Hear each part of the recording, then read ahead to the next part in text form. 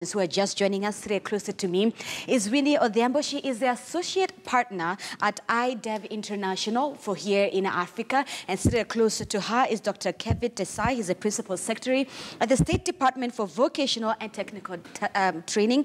Thank you so much for your time this morning. Let me just begin with us speaking out what our reporter in Uganda said, Solon Serwanja. Before we come back home, Uganda is planning to tax social media. Winnie, what sort of effect will this have for Uganda?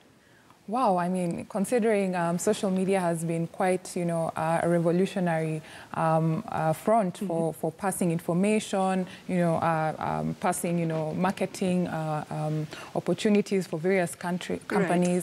I mean, it's going to have a very negative effect, in my opinion. Also, I heard they're going to tax M-Pesa and Airtel transactions. And if you look at Kenya in comparison, Kenya has really grown. The backbone of tech businesses in Kenya has been the mobile platform. So taxing that, I'm taken aback. It's Dr. Kevin, when you hear that for Uganda, one of the ways that they want to raise their budget of financing is to tax social media in 2018. What did you think of that when we had that report from our reporter? Well, I think in the essence of information communication technologies and social media is to make things open, interactive, promote collaboration. And so taxing it would hinder the openness of the medium, as well as the interactivity and the possibilities of achieving outcomes, that would have assisted an agricultural sector or a manufacturing sector or young people entering into certain sectors. As a leader who is in vocational training, and I'm glad that we're here today, just to give you, our viewers, the submitted estimates that will affect the ICT industry here in Kenya. The total estimate stands at about 31.9 billion Kenyan shillings. But Dr. Kevin, as a representative for vocational training here on this forum right here, what importance does it do to have the educational sector be a bit more sensitive in our schools and in our training grounds to make sure that ICT is also at the heart of training from primary school, secondary school, and into university, and even beyond that, so that way we still make sure that Kenya becomes, and make sure its footprint as a Silicon Valley in Africa remains steadfast? I think that there's quite a lot being done currently. And it's true that technical vocational education and training is one of the greatest enablers towards the promotion of the tech and innovation, and the promotion of technology being a driver in promoting innovations, promoting high levels of productivity, efficiency in all sectors. So it's technology that we have to consistently harness.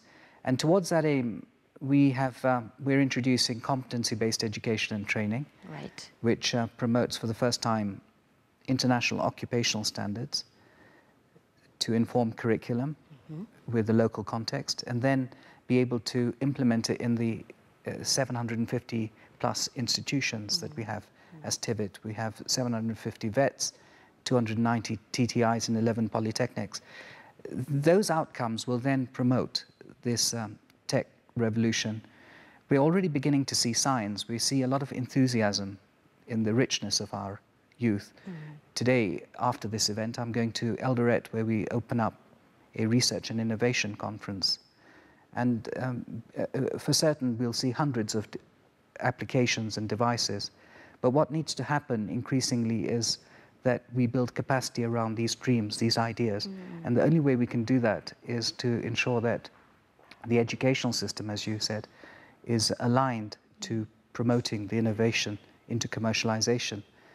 And ICTs in particular play a significant role in us being able to promote that enabling environment, because information communication technologies can connect the world. They connect the latest pedagogical skills, they connect the latest technologies. And these need to be distributed into the entire national framework.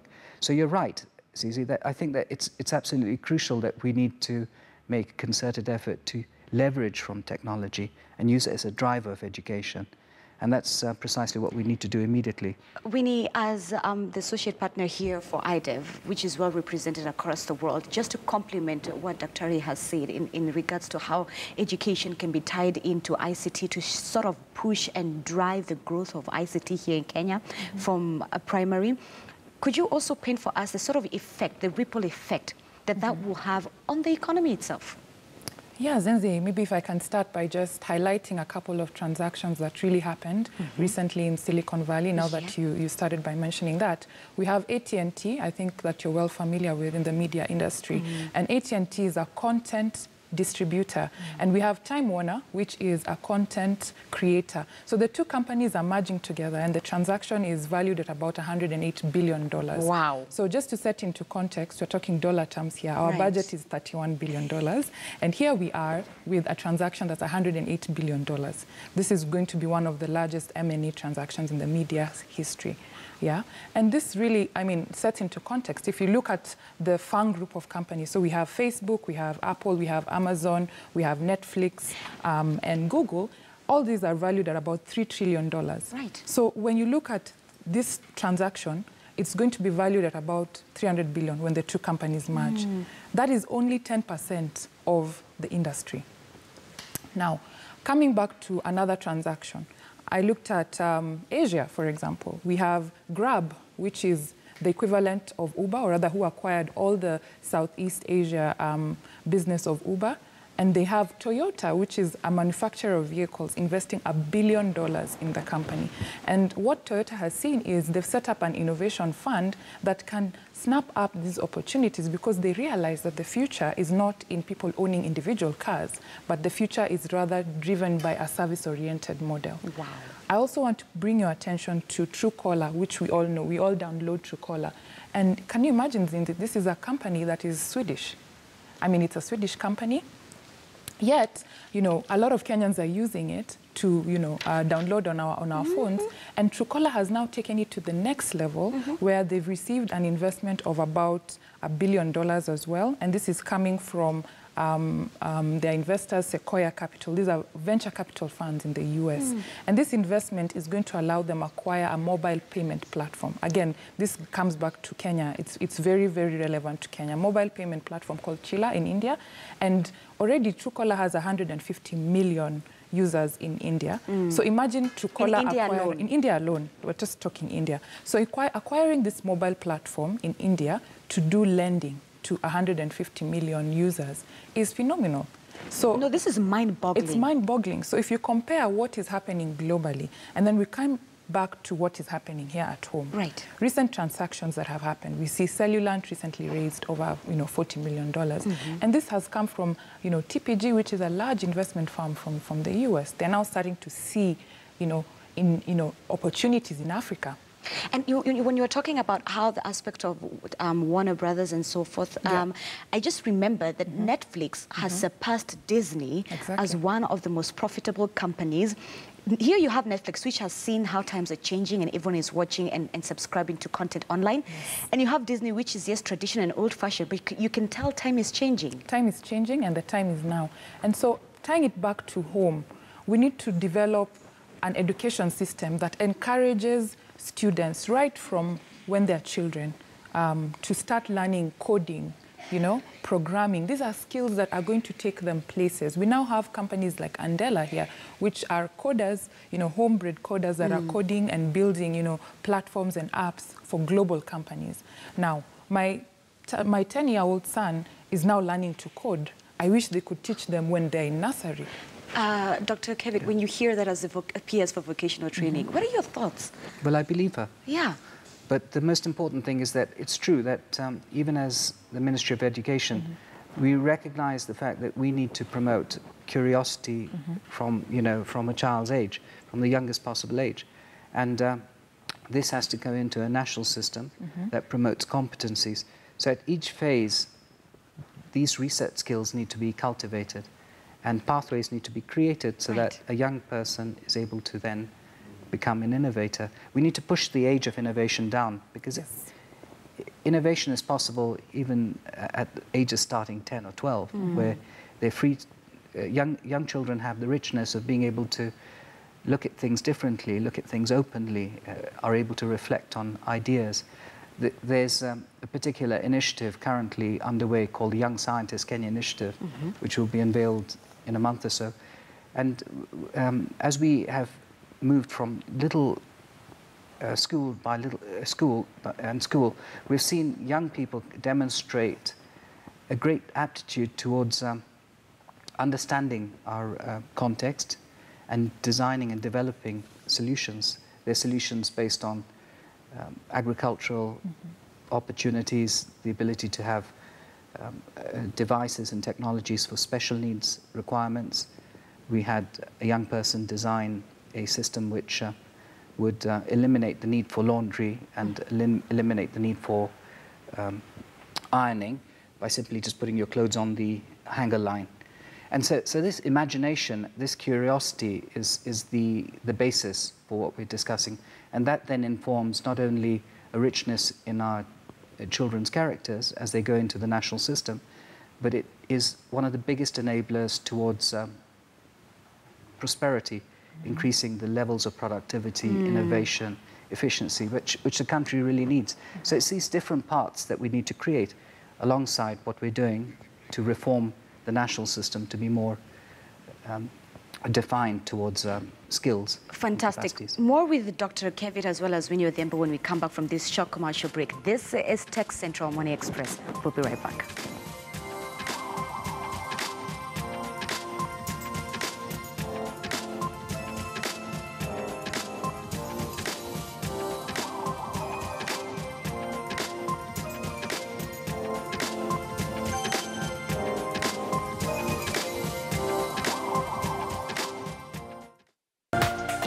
This is KTN News.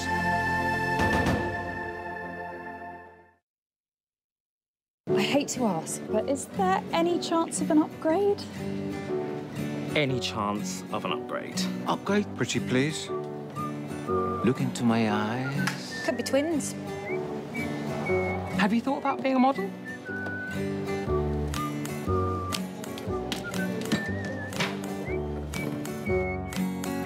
Don't upgrade your seat, upgrade your airline.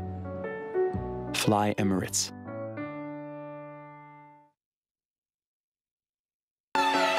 Mount Kenya and Northeastern, are you ready? Safaricom Toweza Live is coming to a town near you.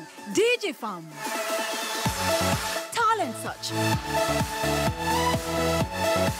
community activities, campus storms, great product offers, medical camp, grand concert, and much, much more.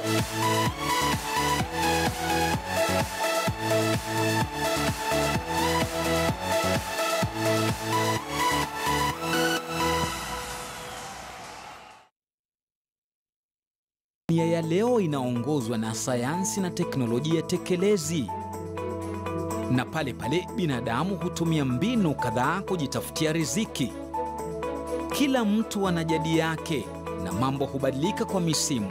Sisi hapa tunavuta kumbukizi. Kutokana na usumbufu na pengine uchovu wa wiki, ni vyema kwa uchache kujipa raha katika mazingira mbalimbali. Si hayo tu, Kenya ina pembe tofauti ambazo wananchi na wenye nchi wanazihitaji kutuliza mawazo yao. Na katika hali ya kutambua kina mama mahiri, KTN News huwatafuta waliko na kuwachambua katika fani zao. Yote hayo ni katika KTN News kwenye taarifa za saa moja.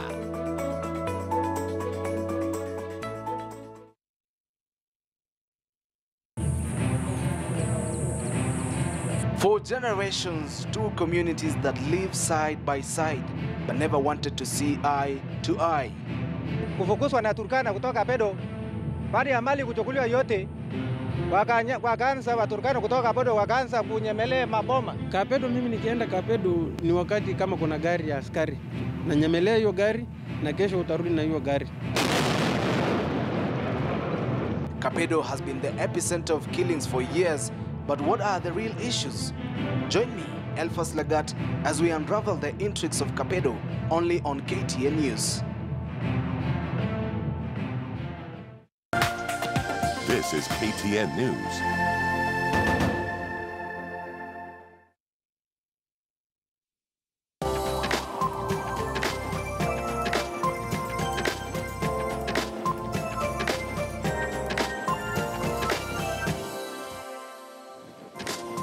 Welcome back. Now, the Communication Authority of Kenya puts internet penetration at about 112%. That translates to about 51 million users here in Kenya. Now, Winnie, when you hear of those numbers, how does this translate also to economic growth within the IT sector? And are we doing enough in terms of infrastructure development to enable such things, e.g. like fiber reach for Kenyans and so forth?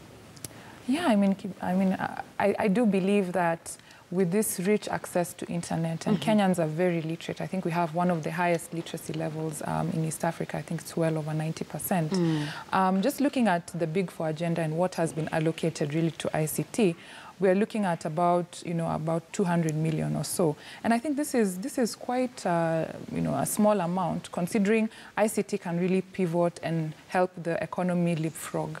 So under manufacturing sector, we have ICT and SMEs that have been bundled under there, but I think they need to be the fifth agenda, all together in terms of a very core sector that really impacts the economy. So if we look at how mobile money has translated this economy. I mean, M-Pesa has, revolutionized e-commerce. It's revolutionized, doing business. And even people will tell you when they go to different countries, it's easy to innovate in Kenya because of mobile money. It's one of the easiest markets to build an app and to be able to sell that to users. And in fact, a lot of the tech companies we work with, for example, we helped Twiga Foods raise their seed round, and subsequently they were able to raise an additional $10 million in their investment. And really, at the end of the day, you look at what has really helped these companies pivot is one, the literacy, internet access, but also mobile money, which is a very integral part of the ICT sector. So I believe that, if we continue to invest and set aside maybe a fund, for example, to actually invest in startups in Kenya, this will really help accelerate this economic growth. All right, so in this day and age, Dr. Kevit, we're living in a time that is referred in a few. How can we in Kenya position ourselves to make sure that we take advantage of this, become the leaders within the African continent, and more so, is the government doing enough to invest and make sure that we are taking lead on that? The basis of the transformation and the ability to fully realize all these technologies and technology revolutions are primarily required to be focused on building our educational system, in particular the technical vocational education training sector, because it's that sector that promotes competencies. Which is poorly funded? Which currently, while government is increasing funding, needs to be a national responsibility. The productive sector has to also be involved in funding it. At least 0.5% to 1% of its turnover should be allocated to the development of technical vocational education training. Why do I say that? Because when a young person comes out of a TVET institution with a competency-based background, they immediately promote productivity and innovation. And so it's a service that the industry then uses and is able to fully realize in order for it to be more transformative, more sustainable.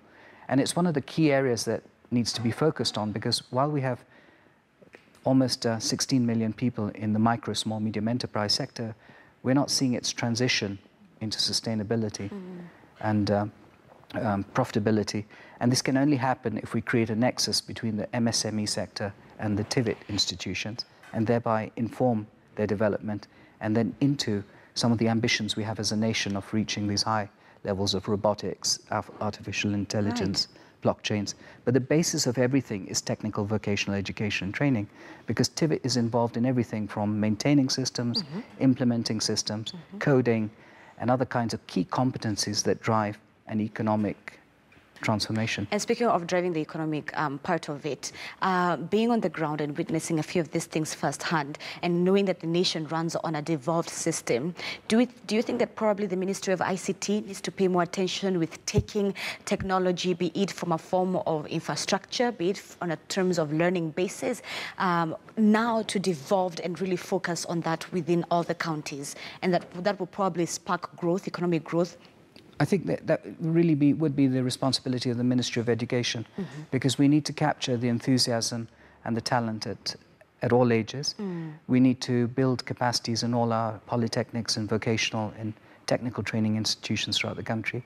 The Ministry of ICT and other ministries like the Ministry of Agriculture could empower it with a national vision like the Big Four.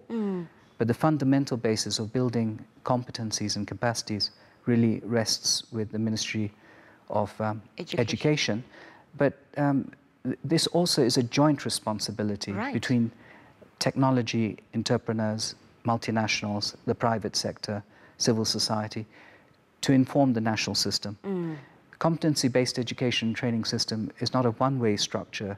It's a highly inclusive structure which is open to being informed in terms of the latest coding techniques, the latest technology techniques. And that creates curriculum which then is transferred into young people to keep them informed. Speaking of the private sector, which you've just brought up, I'm glad you've done so. What role does the private sector have in playing to make sure that it complements the government in growing ICT here in Kenya? I think that it's one of the biggest enablers towards growth as a stakeholder. But what it has to realize is that it needs to co-create the ecosystem for it to survive. Co-create. Yes, and by co-creating, it has to be involved in not only funding education and specifically technical vocational education and training, but also passing on the latest trends so that young people are ready and better prepared for high levels of productivity, efficiency, and innovation. Without this relationship, there is no way that the private sector can actually maintain sustainability and transformation. Winnie, I'm glad earlier you talked about the issue of building apps. Does the government do enough to fund patents here in Kenya, and why is it important to do so? Yeah, I mean, speaking on the private sector, I think I have a couple of thoughts around this. So one, you know, the startup ecosystem is not well supported by government, or I feel there could be more support from government currently. And why I say that is even looking at the policy levels, yeah? So for example, when you're starting a business, you're expected to pay tax from day one. How about we imagine having a tax break for startups and you know, SMEs up to say 5 years, and then these are the businesses that really will grow and escape the valley of death, because half the time, you know, setting up a business is such a challenge. So if you have an app, if you have a business that is addressing a certain market inefficiency, now you have to set up, you know, an office, you have to do, you know, all these registrations, you have to file, you know, of course you have to file taxes, and, you know, you have to, you know, follow the regulation. However, mine is to encourage government and to look at how can we positively engage with this sector and give them tax breaks and incentives to allow them create, innovate, attract foreign direct investment and grow. And when it gets to a certain level, these people will be employing, as you said, the coders, they'll be employing, you know, the vocationally trained, you know, companies, they'll be plugging into the economy, they'll be addressing, you know, challenges for the various big four, you know, sectors and trying to find solutions. So that's one. And then two, when it comes to the IP and patents, I feel that, you know, perhaps, and this is, you know, just my personal opinion, I think, you know, we could consider having, you know, these patents protected for, you know, the startups and doing it at an affordable cost. Usually by the time a startup can even afford to register an IP, you have to spend quite an amount of money. So why not have, you know, like some sort of policies that encourage, you know, or package that can be given to these startups by these, you know, bodies that register patents and say, you know, if you're a startup, if you've been in operation for about like 0 to 5 years, you'll get free registration. This is how we'll encourage you to protect your intellectual property, because it's very easy for someone to copy, you know, a startup and to take the idea and, you know, because they're a larger more so if muscle. They're not even Kenyans. Exactly. Imagine if someone came and took M-Pesa takes your idea and goes and replicates it elsewhere. All right, Dr. Kivit, ahead of the budget reading, which is just a few hours from now, I'll let you have the last say. What would you like to see probably the ministry doing in terms of supporting ICT? In terms of funding, given that we are living in a day and age where ICT is in the heart of living? I think that, you know, going back to what she said, she described, you know, what's required in order for us to empower our micro, small, medium enterprises. And it's true that such an ecosystem, and that's what it's required, it requires, you know, the necessary policies, the standards, the information. This ecosystem has to be an enabler. It can't leave an entrepreneur on their own. It requires upskilling capacities of coordination and organization. It's true. And it's one of the things that we need to really focus on as a nation. And as part of our reforms in technical vocational education and training, we're creating a nexus between the micro, small, medium enterprise sector and TVET institutions. And this will then be able to, for us to co-create some of the solutions in order to build these systemic structures, which then enable such ideas, such individuals to actually have a better chance of success. And such is the importance of what has been said so far, is that as a nation, we need to see how we're able to promote TVET. And financially, of course, we are in a stage of transformation where we're trying to not only promote the highest level of competencies within our trainers, but we're trying to establish a scheme which looks into their welfare as well as their development. This is a starting point where we could collaborate. The second is further funding could be provided in order to upgrade the technical vocational institutions, and we're hoping that this will be achieved in this budget this year. And significant capacities need to be provided in terms of these opportunities for linkages and incubation and enterprise development. And we're also hoping that this is also achieved within this budget. But what's fundamental here is that nationally we also, beyond the government capitation and government exchequer's budget, there has to be a significant requirement and engagement by the existing productive sector to complement this, in realization that the stronger the TVET base, the more chance that we have of addressing their productivity and innovation needs, and significantly creating enterprises that support their clusters and other kinds of key activities. So I think that the focus has to be a joint effort, and funding is key. Funding is key because of the promise of productivity gains and transformation of the economy. All right, so that's Dr. Kivit with the last remarks there, that he said funding is very key, but also working together is also essential. Dr. Kivit Desai, he is the PS with the State Department of Vocational and Technical Training. Winnie Odhiambo, Associate Partner at IDEV International. Thank you so much. And what teams are you supporting? Brazil. Brazil. All right, so both Brazil and Brazil. Well, I say Argentina will probably beat you guys, but let's see. Let's wait and see. It's kicking off today. So, Michael, away from that, then you've heard that hopefully Cabinet Secretary Rotich will not tax social media like the 70. We're really hoping so, because this might be our growth in Kenya. Right, and as they angalia your mic, it's definitely a lot of activity, and I missed your question, sorry about that. I was saying hopefully Cabinet Secretary Rotich will not get any ideas to tax social media. Well, that's definitely, it sounds ridiculous, but Solomon Serwanja, of course, I'm sure is going to be joining us later on to tell us how Ugandans are taking that. But of course, creativity is something that is required from the CS in terms of getting money, but there doesn't seem to be much of that, and taxing social media is definitely, hopefully, not a way to go. But right here on KTN News, we are going to keep you posted on that as it develops. But from us here on Morning Express, it's time for us to say goodbye and wish you all a fantastic day and enjoy the rest of your viewing. However, don't touch that dial, don't move, because we have News Center that's starting off in just a bit. Otherwise, have yourselves a good day. God bless. Thanks.